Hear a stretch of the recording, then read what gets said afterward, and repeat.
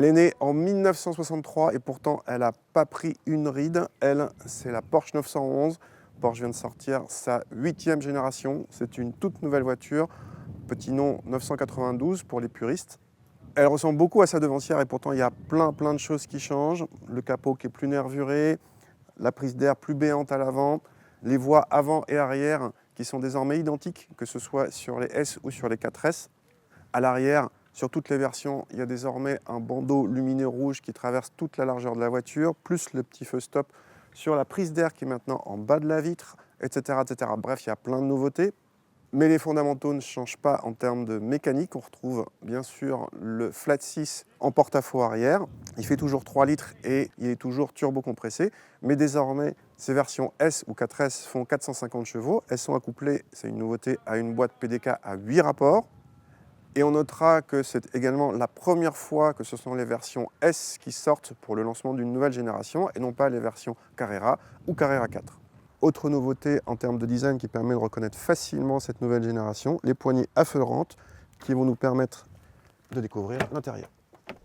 Dans cet intérieur, la planche de bord est inédite mais reprend les fondamentaux de la marque avec les 5 compteurs dont le compte-tour situé au centre.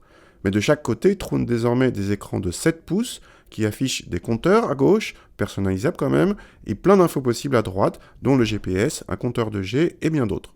Ce qui n'empêche pas d'avoir un nouvel écran central tactile de presque 11 pouces, placé un peu plus haut qu'auparavant, donc plus lisible. Le tout est de série s'il vous plaît.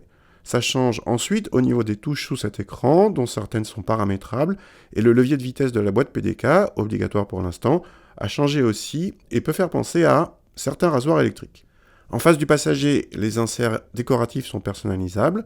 La qualité de présentation est ici flatteuse, mais notre voiture a droit à beaucoup d'options, dont le cuir sur la partie supérieure de la planche de bord, à voir ce qui se passe sans cette option. À l'arrière, on retrouve les demi-strapontins habituels qui font de cette 911 une 2+2, mais qui serviront surtout pour des sacs ou vêtements. Les dossiers sont même rabattables, mais cela ne sert qu'à modifier la forme de l'espace disponible.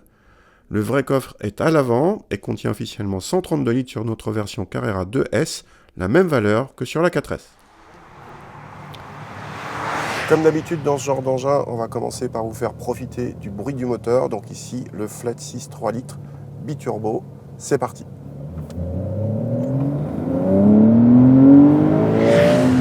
Ça chante bien quand même, hein.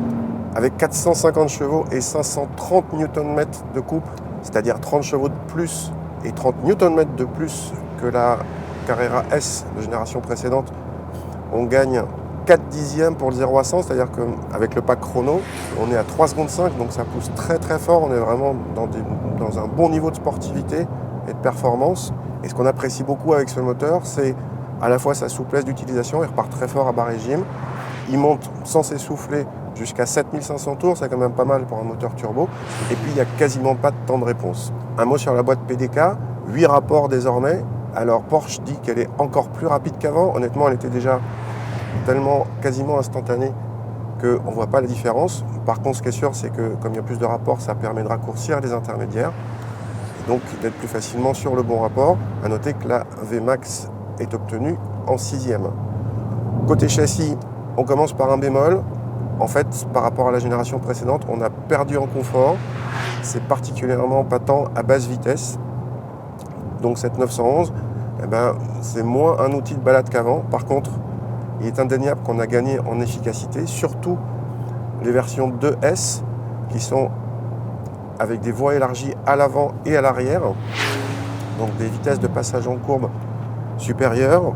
Ce qui est assez bluffant en plus, c'est que sur les petites routes de Corse qu'on a ici, on a une belle sensation d'agilité, on a l'impression de conduire une voiture plus petite que celle-là, le tout avec une grande facilité.